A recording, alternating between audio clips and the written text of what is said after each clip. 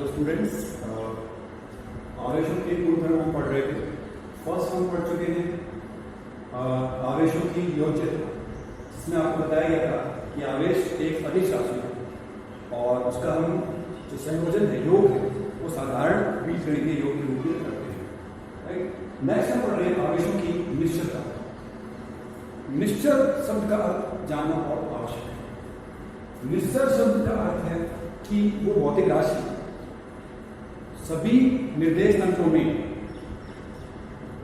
समान रहती है, अर्थात उसके परिमाण में कोई परिवर्तन नहीं होता है। निर्देश तंत्र क्या है? जिसमें हम भौतिक राशि का मापन करते हैं या जिसके सापेक्ष हम भौतिक राशि का मापन करते हैं, उसे निर्देश तंत्र कहते हैं। तो सभी निर्देश तंत्रों में अगर उस भौतिक राशि का मान समान रहता है तो उसे कहते हैं निश्चलता, या यूं कह सकते हैं कि वो राशि निश्चल है। तो आवेश भी एक प्रकार से निश्चल राशि है। जिस प्रकार से प्रकाश का वेग सभी निर्देश तंत्रों में c ही होता है, उसी प्रकार आवेश का मान निर्देश तंत्र से प्रभावित नहीं होता है। अगर आप दो डिफरेंट निर्देश तंत्र लें, 3 लें, 4 लें, या आवेश गतिशील अवस्था में है चाहे स्थिर अवस्था में है, उसके परिमाण का मान या उसका जो मान है वो सभी निर्देश तंत्रों में समान रहता है। उदाहरण के लिए ये Q आवेश स्थिर अवस्था में था। स्थिर अवस्था में मान लीजिए इसका जो परिमाण है, आवेश का जो मान है, वो मान लीजिए x कूलम था। और अब यह आवेश गति कर रहा है, Q गतिशील। तो इस अवस्था में भी इसका जो परिमाण होगा वो x कूलम ही होगा। इसे ही हम कहते हैं आवेश की निश्चलता, यानी आवेश का परिमाण निर्देश तंत्र की गति से प्रभावित नहीं होता है। राइट। तो Q स्थिर इक्वल्स टू Q गतिशील, दोनों इक्वल हो गए। Q स्थिर इक्वल्स टू Q गतिशील, यही आवेश की निश्चलता को व्यक्त करता है। Clear students? आवेश की निश्चलता क्या है? आवेश का परिमाण आवेश की गति पर निर्भर नहीं करता है। आवेश स्थिर अवस्था में है, आवेश गतिशील अवस्था में है, दोनों अवस्थाओं में इसका परिमाण x ही मापित होगा। करेक्ट। तो आप देख सकते हैं Q स्थिर इक्वल्स टू Q गतिशील। थर्ड हम पढ़ रहे हैं आवेश का संरक्षण।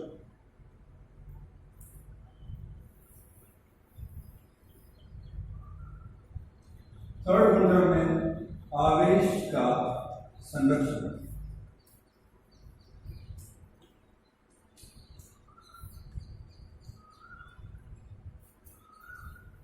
देखिए, संरक्षण शब्द क्या है?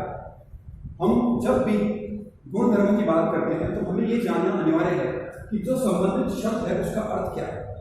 यहां पर जो शब्द संरक्षण है, संरक्षण का अर्थ है कि उसका जो मात्रात्मक मान है, उसकी जो मात्रा है वो अपरिवर्तित रहती है। तो आवेश संरक्षण एक नियम है जो कि आवेश के गुणधर्म के रूप में हम पढ़ रहे हैं। तो आवेश संरक्षण क्या कहता है कि आवेश को न तो उत्पन्न किया जा सकता है और न ही नष्ट किया जा सकता है। अर्थात एक स्थान पर अगर आवेश उत्पन्न हो रहा है, अर्थात एक स्थान पर अगर आवेश स्थानांतरित हो रहा है, तो यानी दूसरे स्थान से वो आया है कहीं ना कहीं से।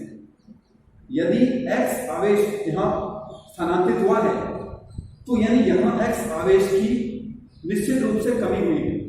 तो कुल आवेश तो वही रहा, यानी x यहां था, यहां पहुंच गया। जैसे कि आप देखते हैं एटम में जितने इलेक्ट्रॉन्स हैं उतने ही प्रोटॉन्स हैं। अगर किसी विधि से हम इलेक्ट्रॉन्स को निकाल दें तो ये उतना ही धनावेशित हो जाता है। तो ये इलेक्ट्रॉन जहां गया है, वहां एक इलेक्ट्रॉन अगर जा रहा है तो वहां पर -1 इलेक्ट्रॉन के ऊपर आवेश जाएगा और यहां इलेक्ट्रॉन के आवेश के तुल्य कमी होगी। यहां जितनी कमी है उतनी यहां वृद्धि है, लेकिन कुल मान तो वही है। तो इसका अर्थ है कि आवेश को न तो उत्पन्न किया जा सकता है न ही नष्ट किया जा सकता है, इसे स्थानांतरित किया जा सकता है। और स्थानांतरण में जहां से ये स्थानांतरित हुआ है वहां कमी होगी और यहाँ वृद्धि होगी, लेकिन क्रिएट नहीं किया जा सकता इसको। ये प्रकृति का एक मूलभूत नियम है। नाभिकीय भौतिकी में हम पढ़ेंगे कि किसी भी नाभिकीय परिघटना में आवेश का संरक्षण लागू होता है। कांच की छड़ को रेशम के कपड़े से जब रब किया था तो कांच की छड़ जिस आवेश से आवेशित होती है उतना ही आवेश रेशम की छड़ पे होता है, लेकिन विपरीत। तो कुल आवेश पहले भी शून्य था और रब करने के पश्चात भी शून्य, यानी घटना से पहले और घटना के बाद जो आवेश है उसमें कोई परिवर्तन नहीं हुआ। तो यही आवेश संरक्षण का नियम है। आवेश संरक्षण का नियम क्या है? आवेश को न तो उत्पन्न किया जा सकता है और न ही नष्ट किया जा सकता है। यही आवेश संरक्षण का नियम है, जो कि बोर्ड एग्जाम्स में काफी बार पूछा गया। नेक्स्ट हम पढ़ रहे हैं फोर्थ टॉपिक, आवेश का क्वांटीकरण। ये भी इंपॉर्टेंट है एग्जाम के लिए।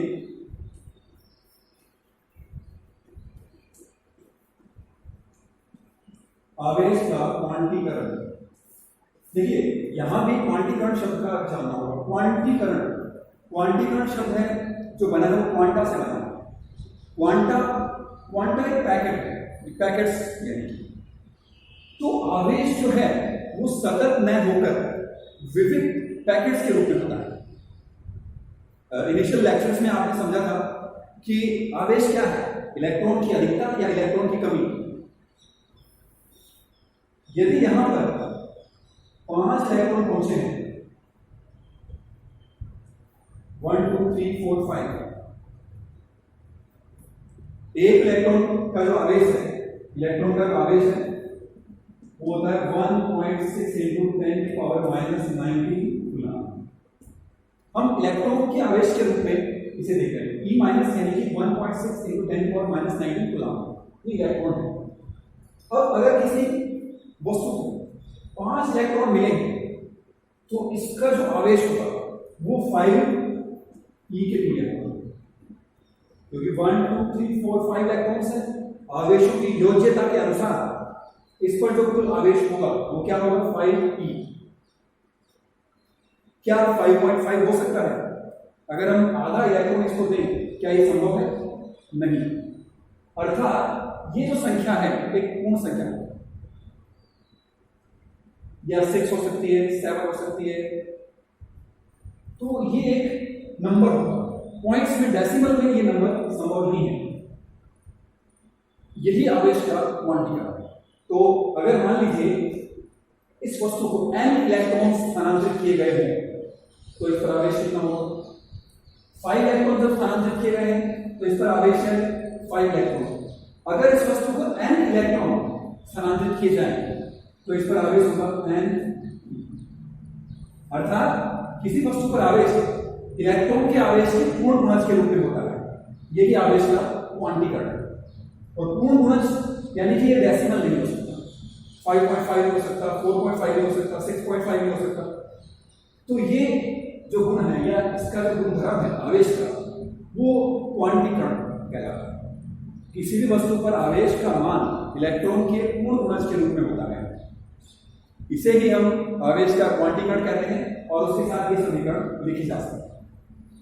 तो यहां हम 4 गुणधर्म पढ़ चुके हैं। पहला है आवेशों की योज्यता, दूसरा आवेशों का संरक्षण,